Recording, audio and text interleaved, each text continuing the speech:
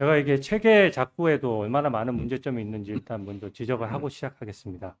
아까 위원님들 뭐 여러 가지 말씀을 하시고 거의 결론 다 낸 듯이 말씀을 하시는데, 먼저 제 1항 관련해서 한준호 의원이 대표 발의한 어, 방통위 설치법 개정안 같은 경우에요. 지금 의사 정족수가 5명 중에 4명이 이상 있어야 회의를 하는 것으로 되어 있습니다.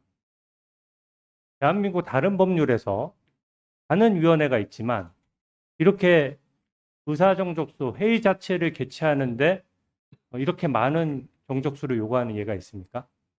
예를 들어 법사위 지금 우리가 위원회 회의를 하지 않습니까?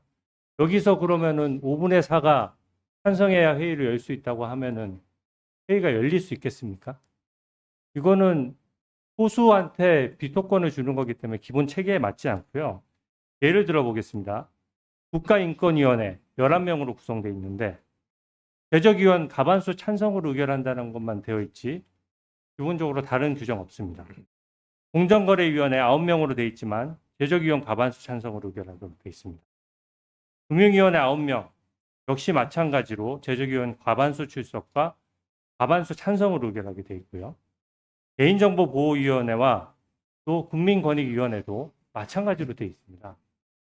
근데 이게 규정 체계랑 맞는지 여부를 대충 여기서 그냥 몇 마디 5분씩 얘기 돌아가면서 하고 답 정해놓고 하는 게 말이 되겠습니까? 이거는 방통위법 같은 경우에 기본적으로는 여당이 3명, 야당이 2명의 위원으로 구성하도록 애초에 설계가 되어 있습니다. 그럼 왜 그렇게 했느냐?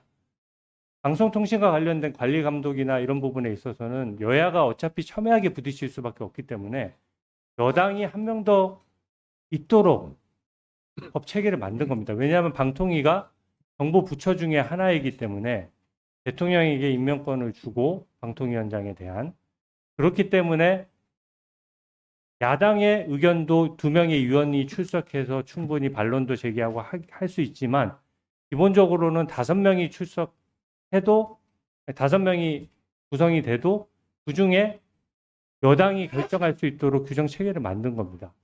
지금은 저희 주장은 뭡니까? 지금은 2명이 지금 위법하다라고 주장을 하시지만 국회가 3명을 저희가 여야 간 저희 국민의힘이 1명, 민주당이 2명 해서 3명을 국회에서 추천해 주시면 5명 체계로 운영하겠다는 것이 정부의 확고한 입장으로 알고 있습니다.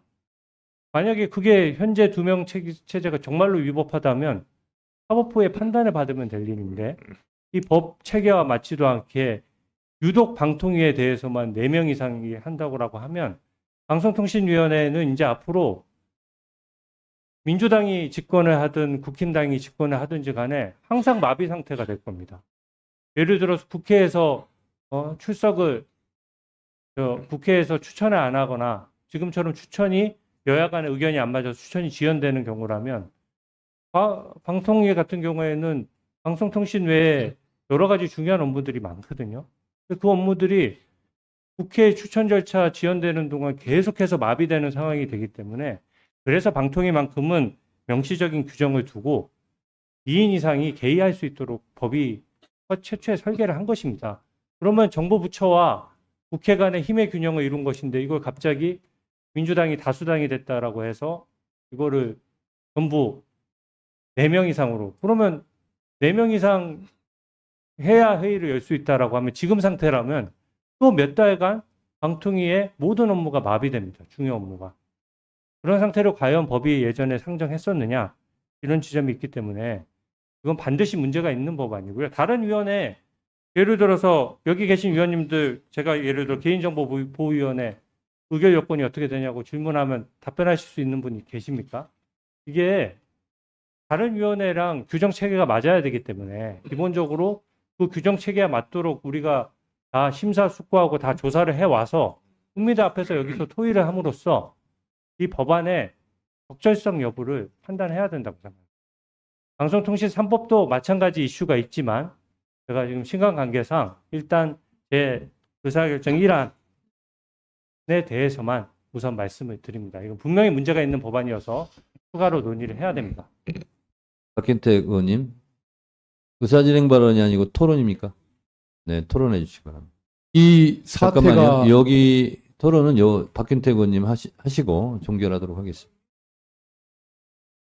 발언하세요. 예, 말씀드리겠습니다. 우리 주진우 의원님 말씀 잘 들었습니다. 발언하세요. 예.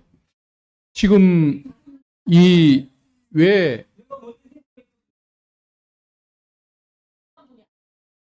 다른 의원의 발언 시간에 끼어들기 하기 마시고요. 발언하세요. 예. 왜 이 입법이 이루어졌는지, 추진되는지 우리 의원님도 아마 이해하실 겁니다. 왜 5명 중에 2명을 가지고 대통령이 운영을 하고 있느냐. 자기 입맛에 맞는 2명으로 끝까지 운영을 하면서 방송을 장악하겠다는 의도를 드러내기 때문에 그러는 거 아닙니까? 왜 국회가 작년 11월 달에 추천하는 의원을 아직까지 임명을 안 하고 있을까요? 그 의도가 뭔지 그것부터 한번 생각해야겠죠. 분명히 방통위법 시행령에 의하면 한 달 안에 결혼을 메꾸도록 임명을 하도록 법령이 규정을 하고 있습니다. 그것을 실행하지 않고 있는 분이 대통령 아닙니까?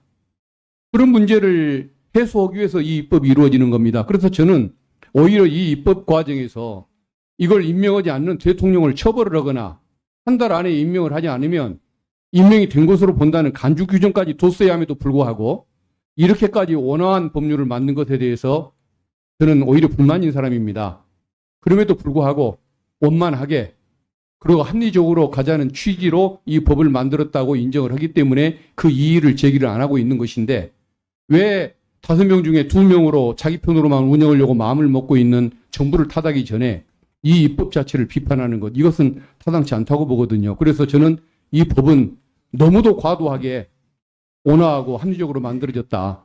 이 말씀을 드리고 싶고 더 이상 여기에 대해서 문제를 제기하는 것은 타당치 않다고 봅니다. 그리고 아까 어느 의원님 말씀하시는 거 보면은 뭔가 편향적으로 구성될 위험성이 있다고 얘기를 하는데 시청자위원회, 방송 관련 학회, 방송직능단체 등에 관여하는 분들이 기자나 PD나 또 기술 부분에 있어서 전문가 내지는 그 업계의 상황을 잘 알고 있는 전문가들일 텐데 그분들을 편향적이라고 공격할 수가 있는 것입니까?